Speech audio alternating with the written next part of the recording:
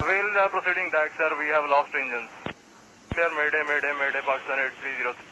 Pakistan international airlines यानी कि PIA flight 8303 जो लाहौर से कराची के लिए एक रूटीन फ्लाइट थी, अपने डेस्टिनेशन तक कभी पहुंच ही नहीं पाई। ये फ्लाइट क्रैश हो गई और इसने न सिर्फ पैसेंजर्स की जिंदगी ले ली बल्कि पूरी दुनिया को एक शॉक में डाल दिया। लेकिन खास बात यह है कि इसमें यह बताना बहुत मुश्किल है कि गलती किसकी थी और ये हुआ तो हुआ कैसे, क्योंकि जब हम वीडियो के एंड तक पहुँच जाएंगे तब भी आप लोग में से बहुत ज्यादा लोग कंफ्यूज रहेंगे कि यहाँ पे गलती किसकी मानी जाए। क्या यहाँ पे पायलट की गलती है या फिर कोई टेक्निकल इशू माना जाएगा। तो देखो, होता यह है कि PIA फ्लाइट 8303 एक एयरबस A3203 थी जो लाहौर से कराची के लिए जा रही थी। ये एक शॉर्ट डोमेस्टिक फ्लाइट थी जो डेली शेड्यूल का हिस्सा थी। प्लेन में लगभग 99 लोग थे जिसमें से 91 पैसेंजर्स थे और 8 क्रू मेंबर्स। ये फ्लाइट अपनी जर्नी शुरू करती है और किसी को यह अंदाजा तक नहीं होता कि प्लेन अपने डेस्टिनेशन तक पहुंचने नहीं पाएगा। तो हुआ ये कि 22 मई को जब फ्लाइट 8303 कराची के जिन्ना इंटरनेशनल एयरपोर्ट के पास पहुंचा तब ATC ने पायलट्स को रनवे के लिए क्लियरेंस भी दे दिया। ये लैंडिंग सीक्वेंस काफी ज्यादा स्मूथ चल रहा था, लेकिन एक अनएक्सपेक्टेड टर्न तब आया जब प्लेन लैंडिंग अटेम्प्ट करते वक्त गियर डाउन नहीं कर पाया, यानी कि जो उसके पहिए हैं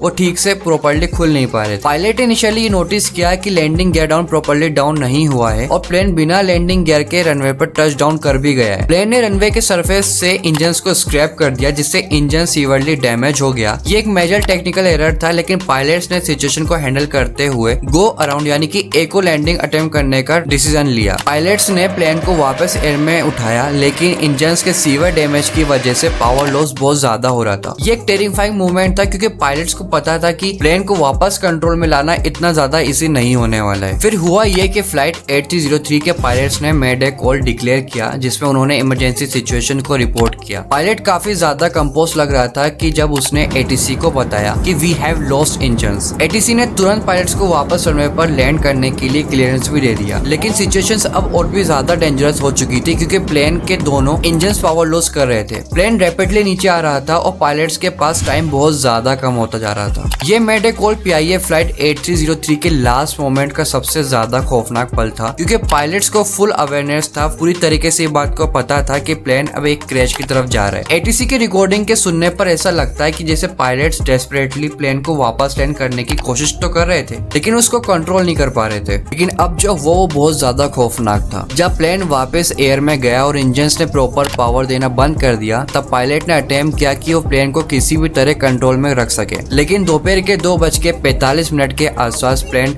मॉडल कॉलोनी कराची के एक डेंसली पॉपुलेटेड एरिया में क्रैश हो गया। प्लेन ने रेसिडेंशियल बिल्डिंग्स को टकरा दिया और एक मैसिव एक्सप्लोजन देखने को मिला जहां पर उसके अंदर आग लग गई। प्लेन के जो टुकड़े थे, जो डेब्रिस थे, उन्होंने कई घरों को डैमेज कर दिया और साइड पर एक खतरनाक सीन था। फ्लेम, ब्लैक स्मोक और बिखरी हुई बॉडीज ने साइड को एक ट्रेजिक सीन्स में बदल दिया। रेस्क्यू टीम्स ने तुरंत वहां पहुंचकर काम शुरू कर दिया, लेकिन उन्हें ज्यादा सर्वाइवल्स नहीं मिल सके। इस क्रैश में सिर्फ 2 लोग जिंदा बचे और बाकी लोग मारे गए। तो देखो, प्लेन क्रैश के बाद अब सबसे बड़ा काम था और वो था इन्वेस्टिगेशन करना कि गलती किसकी थी। PIA फ्लाइट 8303 के क्रैश के बाद इन्वेस्टिगेशन की शुरुआत होती है। पाकिस्तान सिविल एविएशन अथॉरिटी यानी कि CAA, एयरबस के इन्वेस्टिगेटर्स और एविएशन एक्सपर्ट्स ने मिलकर इंक्वायरी शुरू भी की। सबसे पहला सवाल ये था कि क्रैश का असली कारण क्या था। क्या ये पायलट एरर था, क्या टेक्निकल मलफंक्शन था, या दोनों फैक्टर्स का कॉम्बिनेशन था। तो हुआ ये कि इनिशियल इन्वेस्टिगेशंस में ये रिवील किया गया कि फ्लाइट के लैंडिंग गियर में फेलियर था जो प्रॉपर डिप्लॉय नहीं हो पाया, लेकिन पायलट्स ने कोपिंग में मल्टीपल वार्निंग्स के बाद भी गियर डाउन के जो इशू था उसको इग्नोर किया और प्लेन को बिना लैंडिंग गियर के लैंड करने की कोशिश भी की। जब प्लेन ने रनवे के सर्विस को इंजन के साथ हिट किया तब इंजन का जो डैमेज है वो ज्यादा बढ़ गया, जिससे उन्होंने पावर को लूज करना शुरू कर दिया। इसके अलावा ब्लैक बॉक्स का जो डेटा था उसको भी खंगाला गया और उससे ये पता लगा कि पायलट्स ने फ्लाइट के दौरान ATC इंस्ट्रक्शंस को प्रॉपर्ली फॉलो तक नहीं किया था और कॉकपिट के अंदर उनका फोकस जो था वो डिस्ट्रैक्ट होने लगा था। एक और शॉकिंग रिवीलेशन ये था कि प्लेन के अप्रोच के वक्त पायलट्स ने नॉर्मल प्रोटोकॉल को इग्नोर किया, जो एक क्लियर इंडिकेशन था कि ह्यूमन एरर से इस इंसिडेंट का लेना देना था।